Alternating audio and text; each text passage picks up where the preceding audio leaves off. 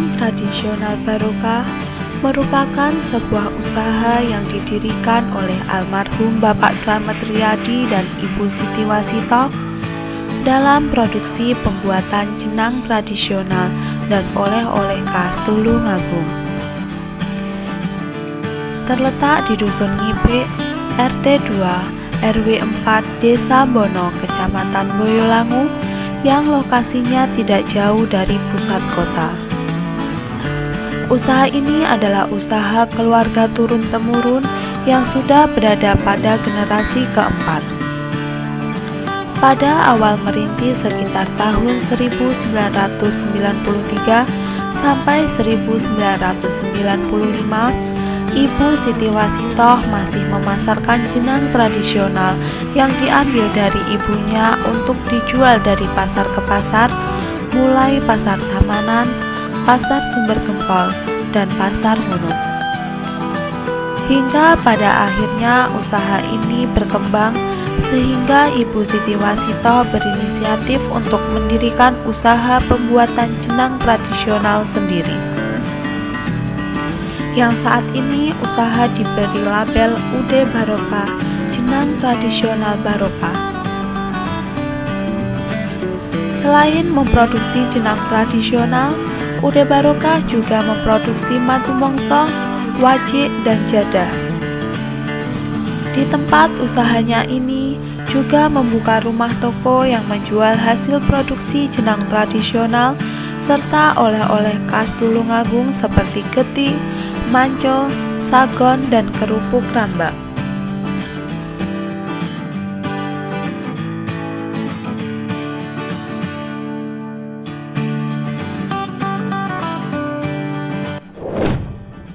Assalamualaikum warahmatullahi wabarakatuh. Perkenalkan, saya Sati Umi Hanifah, mahasiswi Fakultas Ekonomi dan Bisnis Islam, jurusan Manajemen Bisnis Syariah IAIN Tulungagung. Di sini, saya akan menyampaikan hasil laporan akhir praktik pengalaman lapangan gelombang 2 yang dilaksanakan pada tanggal 1 sampai dengan 31 Agustus 2020 yang bertempat di UD Barokah.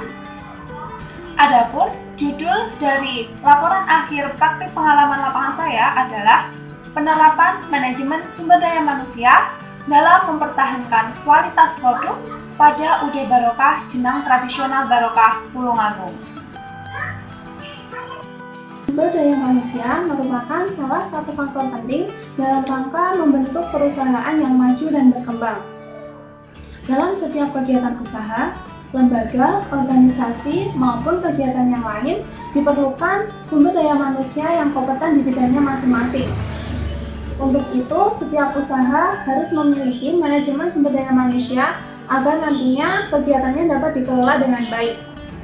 Manajemen sumber daya manusia di sini diartikan sebagai ilmu yang mengatur hubungan dan peranan tenaga kerja agar dapat membantu terwujudnya tujuan dari perusahaan yang efektif dan efisien. Sehingga dengan adanya manajemen sumber daya manusia ini, kegiatan yang ada dalam perusahaan mulai dari perencanaan sampai pengendalian dapat dilakukan dengan baik agar nantinya tidak ada hambatan-hambatan. Dan semisal jika dalam perusahaan tersebut terdapat hambatan-hambatan, maka hambatan ini akan dapat diminimalisir oleh perusahaan. Jadi, jika manajemen sumber daya manusia ini dikelola dengan baik, nantinya akan menghasilkan hasil produksi bagi perusahaan yang sesuai dengan apa yang telah ditentukan dan tujuan dari perusahaan. Namun sebaliknya, jika manajemen sumber daya manusia ini tidak dikelola dengan baik, maka hasil produksi tidak sesuai dengan tujuan dari perusahaan.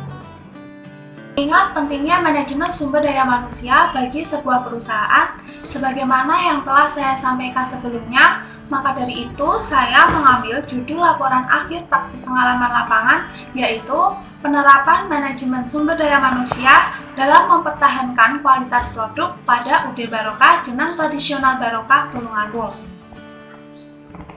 Dalam saya melaksanakan praktik pengalaman lapangan, pada saat saya melakukan observasi, saya menemukan beberapa hambatan atau kendala yang dialami oleh UD Barokah. Yang pertama, ada kurangnya tenaga kerja pada saat musim panen, dan yang kedua, pada saat harga bahan baku produksi mengalami kenaikan. Kurangnya tenaga kerja ini dipicu karena karyawan yang bekerja di UD Barokah pada saat musim panen lebih memilih untuk mengurusi sawahnya dan tidak melakukan produksi di UD Barokah. Untuk itu, solusi yang dapat dilakukan yang pertama, mengingat karyawan ini merupakan salah satu unsur yang terpenting dalam proses produksi, maka dari itu dapat dilakukan shift.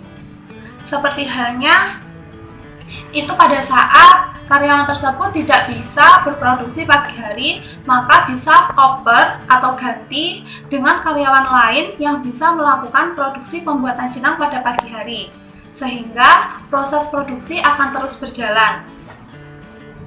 Untuk bahan baku yang mengalami kenaikan, disarankan UD Barokah tetap memakai bahan baku sebelumnya, yaitu yang biasanya digunakan, agar nantinya kualitas dari jenang ini tidak mengalami perubahan, mulai dari bentuknya maupun rasanya.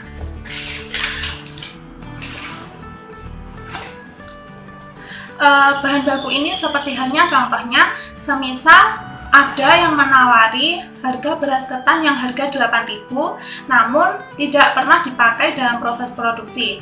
Lebih baik jenang Barokah tetap menggunakan beras ketan yang biasanya dipakai meskipun harganya jauh lebih mahal, yaitu selisih 1.000, misalkan saja 9.000.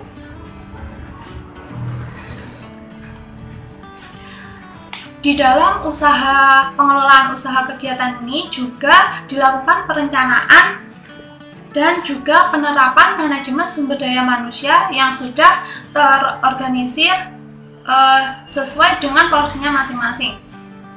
Perencanaan penerapan manajemen sumber daya manusia yang dilakukan di UD Barokah itu yang pertama ada proses pengadaan. Proses pengadaan di sini maksudnya saat UD Barokah membutuhkan karyawan, maka UD Barokah akan benar-benar mencari karyawan yang mau bekerja.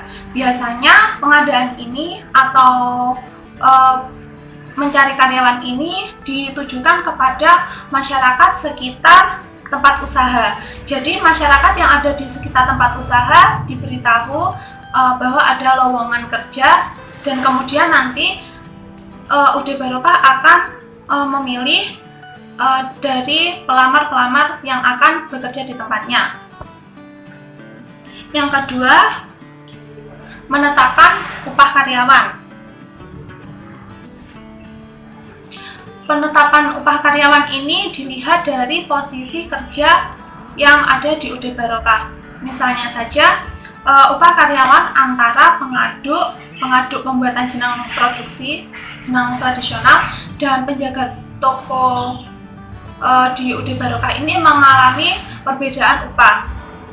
Biasanya pada karyawan yang beroperasi atau berproduksi di pengadukan jenang itu mendapatkan upah 50.000 per satu kali pengadukan.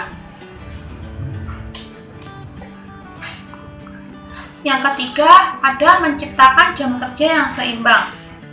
Maksudnya menciptakan jam kerja yang seimbang di sini bahwa kegiatan produksi yang dilakukan oleh karyawan dalam membuat jenang tradisional Barokah dan maupun produksi yang lain seperti wajib, madu mongso, dan jadah ini ada waktu produksinya masing-masing, dan ini dilakukan pada pagi hari dan sore hari. Pagi hari sekitar mulainya pukul 5 pagi, dan untuk yang sore hari sekitar pukul 3 sampai jam 4 sore. Yang keempat, ada menjaga suasana kerja. Suasana kerja ini juga mempengaruhi karyawan dalam bekerja, karena suasana kerja yang baik akan membuat para karyawan merasa nyaman bekerja di tempat atau di UD Barokah. Penciptaan tenaga kerja ini bisa dilakukan dengan saling melakukan interaksi antara karyawan satu dengan lainnya. Jadi antara satu dengan lainnya tidak ada yang merasa ada selisih paham seperti itu. Yang kelima, tidak adanya batasan antara atasan dan karyawan. Maksudnya di sini, karyawan bisa langsung menyampaikan kritik sarannya yang bisa langsung disampaikan kepada atasan. Jadi kritik dan saran yang dilakukan ini tujuannya untuk membangun kegiatan usaha agar semakin berkembang. Selain itu, di UD Barokah juga sangat memperhatikan antara kekeluargaan antara karyawan dan atasan. Jadi kekeluargaan yang dijalankan di UD Barokah ini sangat bagus sekali, sehingga antara karyawan dan atasan ini tidak ada rasa canggung. Tentunya ada keterkaitan antara manajemen sumber daya manusia dengan kualitas produk. Mempertahankan kualitas produk yang sudah terbangun sebelumnya menjadi salah satu tantangan dari UD Barokah. Pengelolaan manajemen sumber daya manusia harus tetap dilakukan dengan baik dan dikelola dengan baik agar nantinya kegiatan usaha dapat berjalan dan berkembang. Untuk itu, sebisa mungkin UD Barokah meminimalisir adanya pengurangan tenaga kerja, misalnya saja karyawan. Karena karyawan yang sudah terampil di bidangnya, maka akan menghasilkan kualitas produksi yang baik. Jika karyawan ini digantikan, dikhawatirkan kualitas produksi yang dihasilkan akan mengalami penurunan dan tidak seperti biasanya. Karena menurut pemilik UD Barokah, karyawan menjadi salah satu prioritas yang dapat membantu perusahaan bisa berkembang dan berjalan dengan lancar. Demikian tadi hasil laporan akhir praktik pengalaman lapangan yang saya laksanakan di UD Barokah. Semoga bermanfaat dan apabila ada kurang lebihnya saya mohon maaf. Akhir kata, wassalamualaikum warahmatullahi wabarakatuh.